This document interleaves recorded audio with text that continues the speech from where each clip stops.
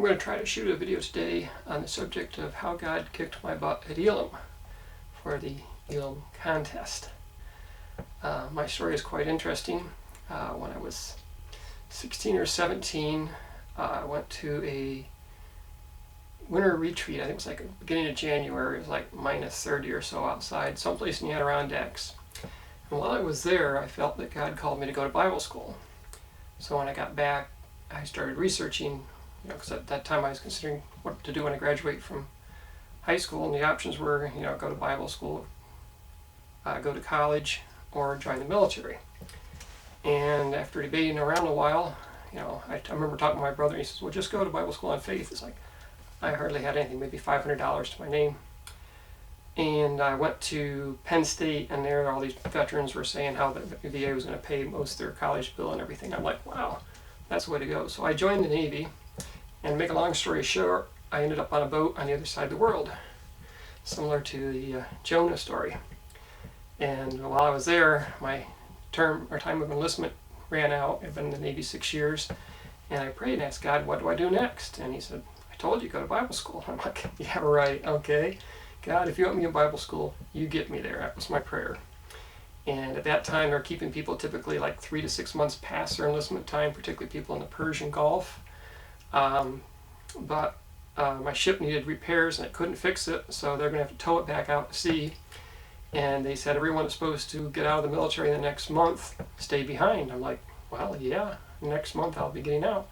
So I had like 15 minutes to pack up all my belongings, and they left me there on a little island in the Persian Gulf. We were waiting for a transport to take us out, and during that time I remember a Jeep driving down the runway with machine guns firing. They were just testing their guns. It was a change into the watch, but you never know. Finally the C-5 landed, and it sounded horrible, and the engine sounded terrible on the plane, and they flew us over to Germany, where they said, well, they condemned the C-5, it couldn't fly anymore, and we were going to stay in Germany.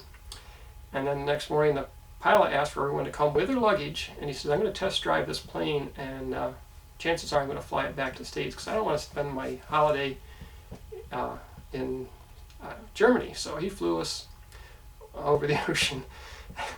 And it was an interesting flight. The plane was in really bad shape. When we landed in Delaware, the brakes weren't working, and I didn't actually see it, but they told me the nose of the plane was a matter of just a few feet from the fence at the end of the runway, because the brakes didn't work. The rear hatch didn't close, so there was like a wind tunnel blowing through the plane while we were flying. We couldn't leave our seats or we might be sucked out. It was an interesting flight. But anyhow, then I checked in the barracks there, and they said, well, there's no way we can do a discharge, physical and everything, because it's too close to the holidays, so you'll be spending the holidays here. Well, the next day the doctor says, hey, I want everyone to get out to come in for a physical. So we all lined up, and the doctor went down the line, yep, you look good, yep, you look good, yep, you look good. And that was my discharge physical. I never got a discharge debriefing from the Persian Gulf, and they sent me home. And so I had, I don't know, $120, $150, something like that on me. I had no notice of all this happening. I was now halfway around the world.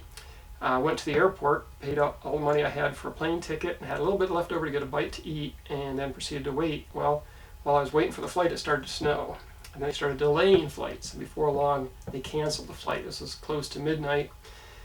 So I went, I said, can I get my money back? I paid in cash. He says, oh, we send all our money off to the bank at 10 o'clock. We'll mail you a check. So now I am broke at an airport in Dover, Delaware. And there was another guy in line, and he also needed to go north to, I think, Elmira, New York was where he was headed. And it's like, well, I have a sister there. And he didn't want to know how to get to the bus terminal. I said, well, I'll help you get to the bus terminal if you pay my taxi fare, because I had no money at all at this point. So he paid my taxi fare. We got to the bus fare. He bought his bus ticket and went and got on the bus. Well, I had an hour till the bus leaves. I called my sister and said, can you get me a bus ticket? She says she could see what she could do. And about 5 minutes before the bus is to leave, they announced, we have a bus ticket for Bob Davis. So I'm like, oh yeah, take it. And I go over to the booth, and they're like, no, there's no buses going to Elmira. And I'm like, no, there was 2 tickets available. The guy with me got on the one, and there should be one still available. No bus tickets to Elmira, New York. We don't have any buses to go there. And I'm back and forth. Got down to about 2 minutes before the bus leaves. They said, oh, wait a minute. We transfer you at Harrisburg. We'll send you to Harrisburg, transfer you to another bus on up to Elmira. So I'm like, okay. So I got on the bus with less than a minute to go. Threw my baggage in, and on I went, and arrived home. I think it was actually Christmas morning, like at 6 or so in the morning, something like that. My sister picked me up at the bus terminal, and then my mom bought me a suit, and off I went to Elim. I think classes started January 6th. I was a midtermer. They mailed me my discharge around the 16th or so of January. They mailed me my discharge papers from the military, because that was when my enlistment was actually up. So God took me halfway around the world and did half a dozen miracles to do it, and got me to Bible school. Made it pretty clear He wanted me there. And it didn't just stop there. After I was a student, 80 to 83, I went down to Olean, got a job.